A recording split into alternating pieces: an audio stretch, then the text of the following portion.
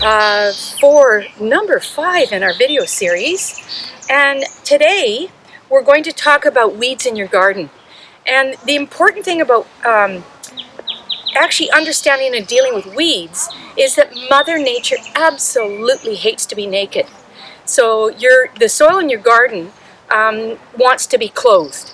So what it does, if it's got bare spaces, it's going to take over with weeds. And unfortunately, weeds will bury your plants that you do want to see. So early spring is pretty much the best time to get at weeds. But here in Pollock Park, we've got over 30 garden beds, and we've got about 20 volunteers. So weeds can certainly get away on us. We did start early spring, but as you can see, we are quite surrounded by weeds in this garden. So now before we start weeding, let's talk about safety in the garden. I've seen people come in without gloves, with cotton gloves, with short pants, with flip-flops, all kinds of things. So the most important thing about gardening is that you need to be safe. So you need to get yourself a pair of really good gardening gloves. And this is a type of rubber here. So this protects my hands from, first of all, from any kind of bacteria that's found in soil. If you've got cuts in your hands and you get that bacteria in your hands, you could end up with a trip to emergency. So you want to make sure you got your hands protected. I got these at Costco, but they're available everywhere. But don't get just cotton, you want to get with the rubber. A good pair of sturdy shoes, because you're going to be in areas where you could fall if you don't have the right shoes on, and you don't want to do that because safety first. So I love my boots, my gardening boots. A lot of people wear a good sturdy pair of running shoes, but you have to be ready to get dirty. Another thing you need to do is wear long pants, because a lot of the plants we're working in, they could have thorns, they could have, some of them give off a sap that can be irritating to some people's skin, and you're just protecting yourself, insects, all kinds of things. So you want to wear long pants. Should wear long sleeves. I have a bit of trouble with that, but it's actually very safe in a garden putting on long sleeves. Protects you again from thorns, insects, sun, and the sap that comes from some of the plants that you're working with. Another thing is a hat. Wearing a hat, especially on a sunny day. We're very lucky today. It's a nice kind of mixed bag. It's so beautiful in the park here. And then sunscreen, of course, because you're long periods of time working in an area, and sometimes you can get carried away and forget that you are sitting in the sunshine. You want to have water. We're very lucky here. We've got water all through the park that we can grab a drink. And finally, you want to make sure that you come with tools. Some people come, they've got something they picked up at a drugstore or the dollar store, and that's not safe. You can really hurt yourself if you haven't got the good, sharp, quality tools. I picked this bucket up at, I believe, Home Depot. Came with this cover. The cover's got all kinds of pockets. And then we started collecting really good quality tools, and I'll talk a little bit about that. There's, we make sure we maintain these tools, because if you have tools that are not sharp, again, you can hurt yourself in the garden. And then this is my treasure, because again, you want to make sure you're safe in the garden, and some people have back issues or knee problems or haven't exercised for a long time. So you want to be safe when you're working in a garden, and stay ergonomically positioned. So I do all my gardening with my very favorite stool that I picked up at IKEA a long time ago. Some people use a knee pad. Some people use a little garden bench that has all the tool pockets in it. But this is really important.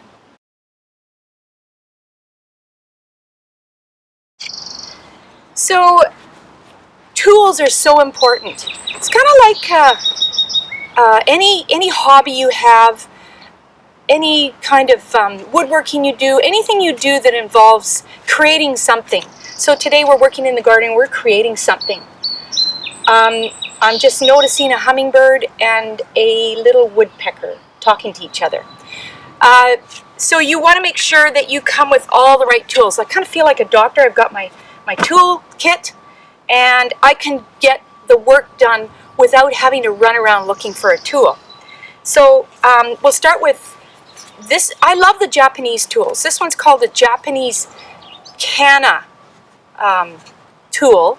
I like to call it a Japanese hoe. Has a very, very sharp edge, and with some of our weeds, to get rid of them, you need to go under the soil and pull it out. So it needs a little bit of a twist, but it's very, very sharp, and it is probably one of my favorite tools. I have another favorite tool. I have lots of favorite tools. This one's called a hori knife, and it's got blades down either side. I use this one rather than a shovel or a little spade because it cuts through the soil, and you can even cut some soft roots if you're running into an area where you need to get roots out to get the weed out. This is my very favorite tool, along with this very favorite tool. And then we have the Ika squid hoe. This one, when you come out with this one, everybody kind of runs. But this is great for very hard soil, to get weeds out of hard soil, and weeds like horsetail love the very poor drainage type soil. So it's a massive one to go into.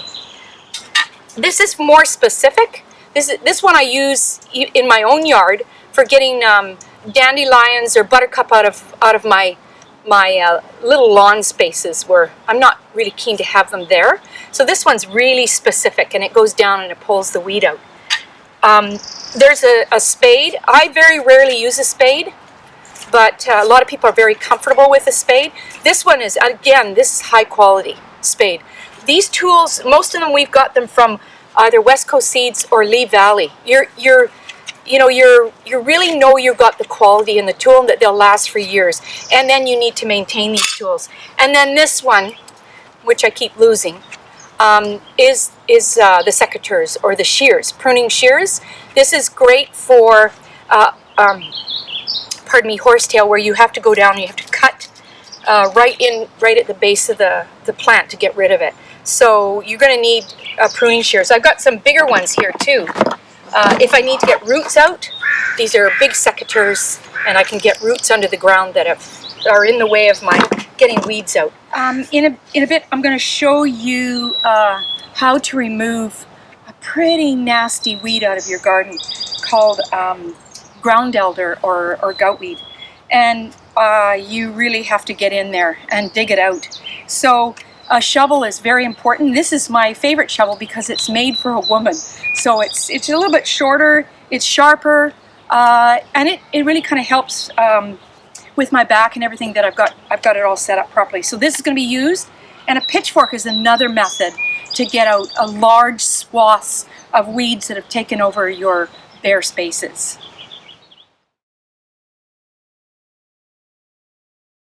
We're now at a point where we're going to learn about some of the weeds that we need to get out of our gardens. Right now we're in an area that's on the edge of a new garden that we're planting here in Pollock Park. So we want to work very hard to keep these invasives out of our garden.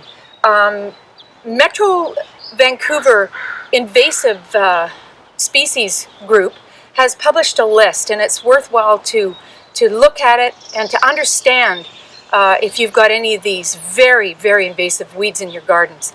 For example, English ivy. Somehow someone brought it over from England and thought it would be lovely in our gardens, but it is incredibly invasive. We talked about Mother Nature hating bare ground. Well, this stuff gets in there and it takes away any kind of opportunity for our native woodland plants to survive in this. This stuff just will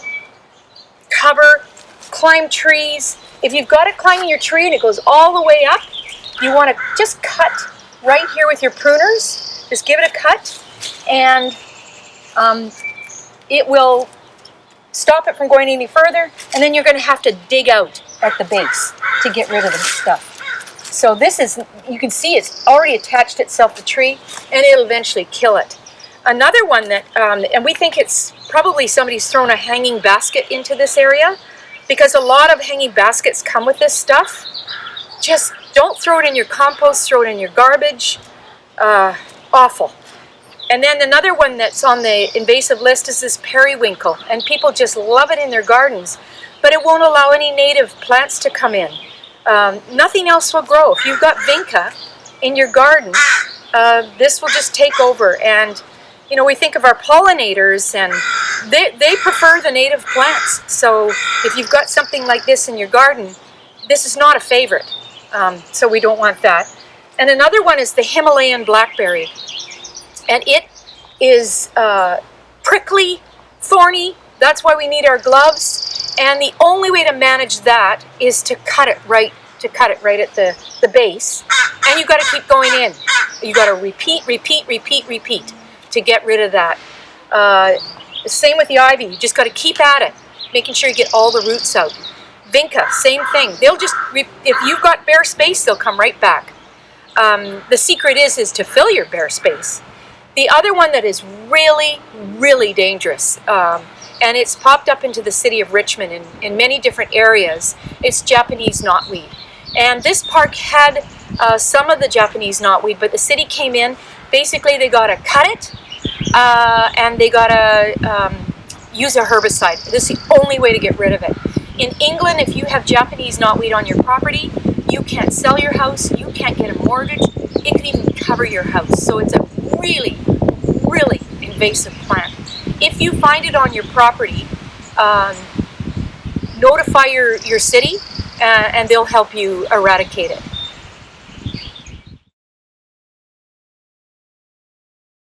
We're going to start with common weeds we have in our garden. Some people think they're a lovely flower, but it's a creeping buttercup. So we've dug this out, and I'll just show you a little bit about it. You can see the leaves, they almost look like a geranium. So some people get confused, and then of course they have this beautiful yellow flower, and then people think, well, that'd be awesome to have in the garden. The thing about buttercup is this is why we wear gloves. This plant gives off a sap, and that sap can be very irritating to some people's skin. This is an important one to get out of the garden. This is why it's called creeping buttercup. You can see that it's moved along, it's creeping. Right here, it's created a new root.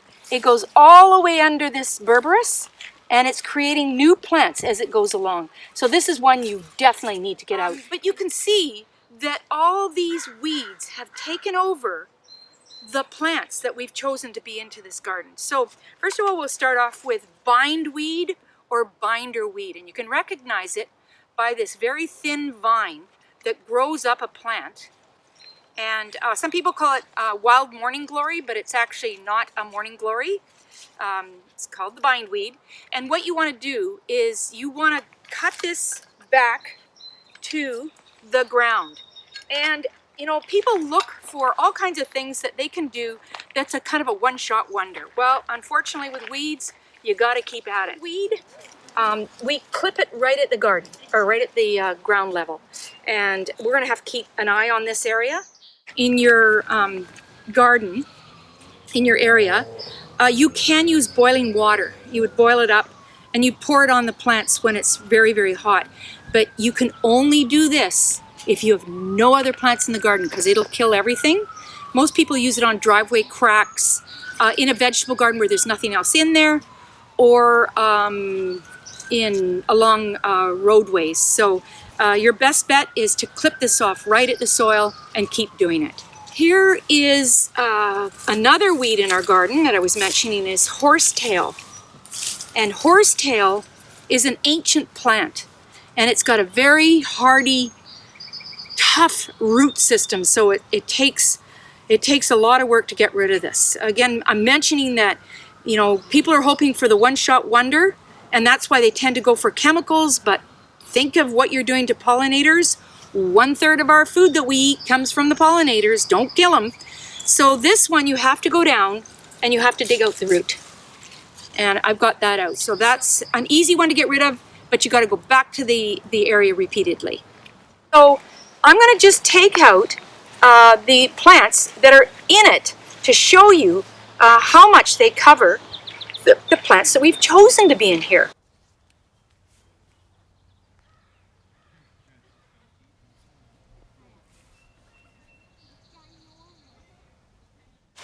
Dandelion shows up in a garden.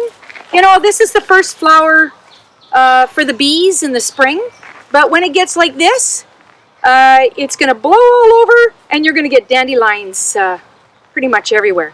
So you really want to get at this before it gets to this stage. I even let a few come on our lawn just because our bees come out so early, and it's nice to give them that first bit of nectar with the dandelion. So dandelions are pretty easy to get out. You dig way down and you dig out the root. Unfortunately, this one is already spread because of the seeds, but this is a dandelion. This is a sticky wicket, and you can see that it is a very sticky plant, and when this flowers and goes to seed, it will spread everywhere, and it just climbs over very much like the binderweed. In fact, we got some binderweed that's mixed with the sticky wicket, so you can see that that's very difficult to get out. I just pull it out, and we got to keep on it. And then you see, look at this guy.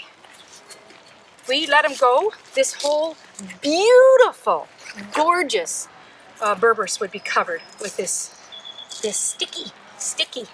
I got him out by the roots, the sticky wicket. And it's just starting to flower, so this is going to travel if we don't get it, because it'll go by seeds. And clean up the area before you move on. Stay focused on cleaning up an area. And just again to remind you, this is not a one-shot wonder. Don't use chemicals. There's all kinds of tools to help us out here.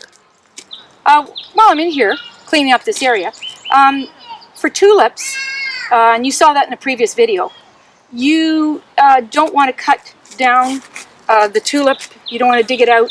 You want to leave it and let the leaves keep bringing the nutrition to the bulb, and we'll just let it die back. So we go in and we cut off all the tops, so that because that's a bit of a seed pod up there, and we just let that continue to give nutrition down to the bulb, so we have beautiful healthy bulbs, and they divide too, so we get more than one bulb. We'll get 2 or 3 out of here.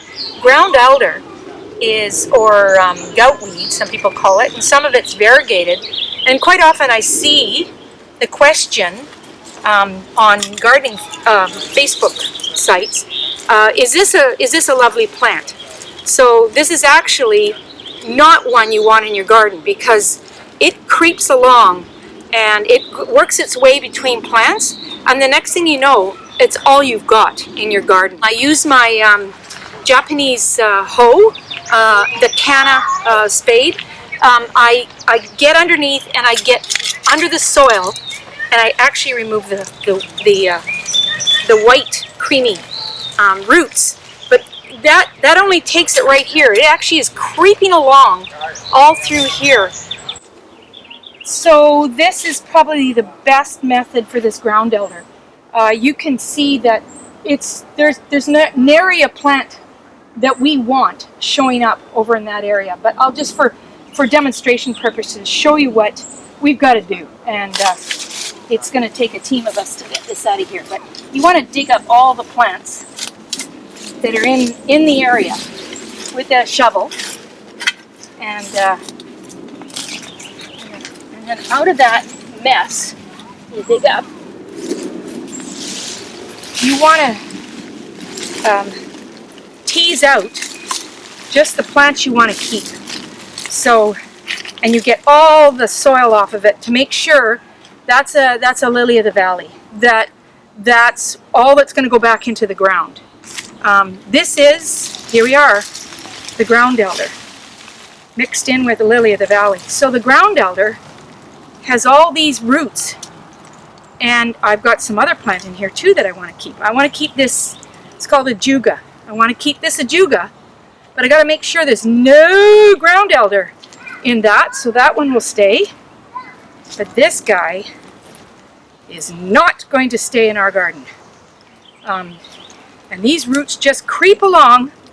You could even cut off, dig out, and that root will continue to move along and grow in other areas. So this is not a plant that you want ever to take hold in your garden, because my goodness me, you will not have any other plants surviving. There's our lily of the valley, which the French absolutely love. They make bouquets in April. They get a beautiful white flower that smells heavenly. So we want to keep that plant. And then again, in that mess. So you're going to have to dig up a spot, and there's a bulb. It's probably, oh, this is another invasive one. This is yellow flag iris. And the reason I can tell that is because the tuber, I'm going to get rid of this guy. The tuber, this is a small one. This is invasive. This is on the BC invasive list, Metro Vancouver invasive list, Pollock Park invasive list. And we've got a lot of it in the park that we're working to get rid of. This little tuber, the way you can tell it's a Japanese, or the yellow flag iris, is the pink little tuber here. So you snap the tuber, and that one has to go. We cannot allow that to be in our garden. So you can. Okay, I've showed you some of the common weeds in a garden. There's plenty more. The most important part is to prevent weeds from coming into your garden. And the best time to get at weeds is in the very early spring. When your ground is bare, should have a ton of leaf mulch on it, but from the fall. But you know, you've got bare ground, and you see any little weeds coming up, get them out right away. And then another thing you want to do is you want to make sure that your soil is healthy. If you have very clay soil, you're going to get horsetail, because it's not got very good drainage. You're going to get some weeds in your garden if you have very poor soil.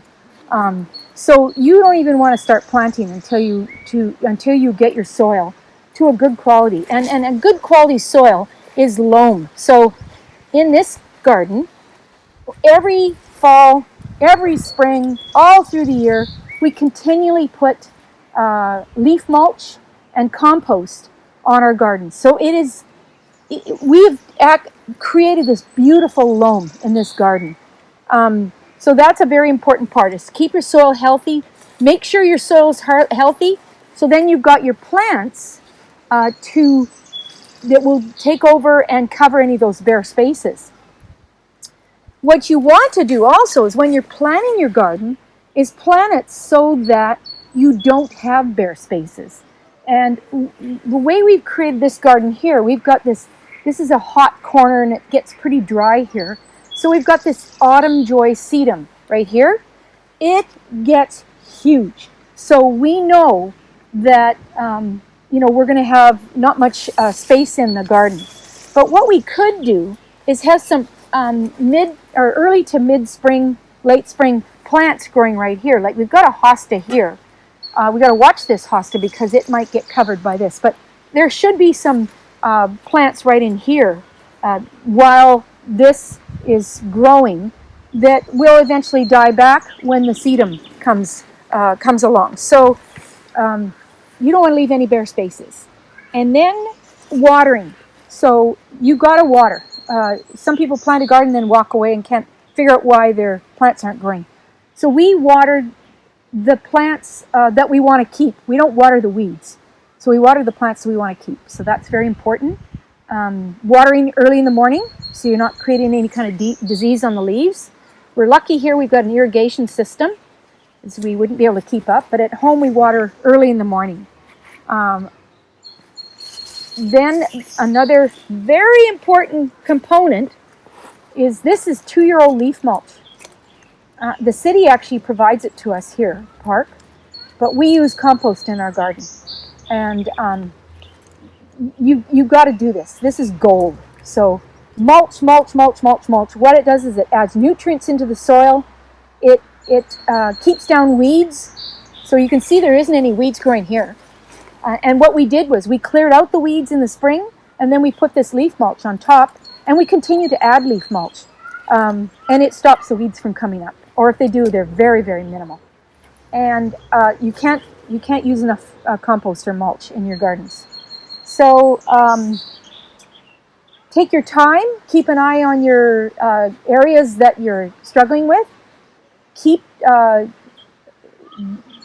diligently creating beautiful soil so that you're encouraging your lovely plants to come through instead of the weeds. And there's no magic formula.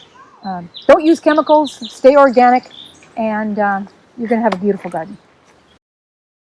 Thank you so much for visiting us again, and I hope you've learned some great tips about weeds, staying away from chemicals, being vigorous of keeping them out of your garden.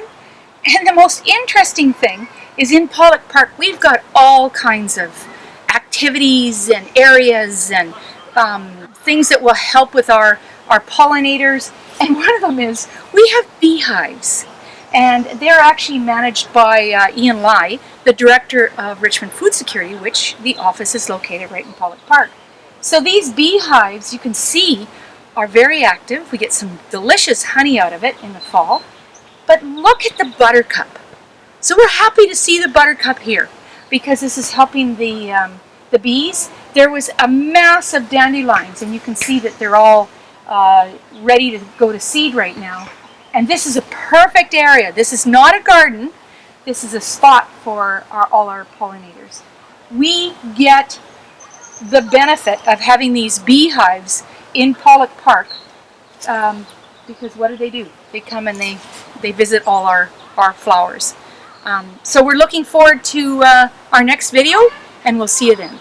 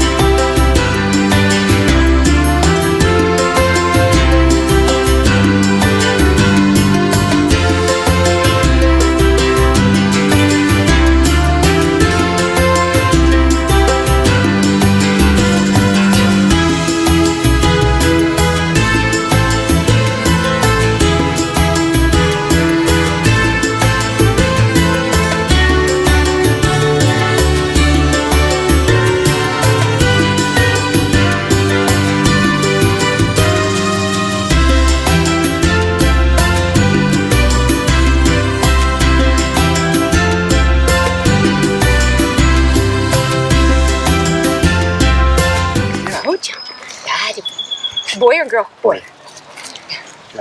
Jack. How old are you? 8 months. Oh, you're so cute.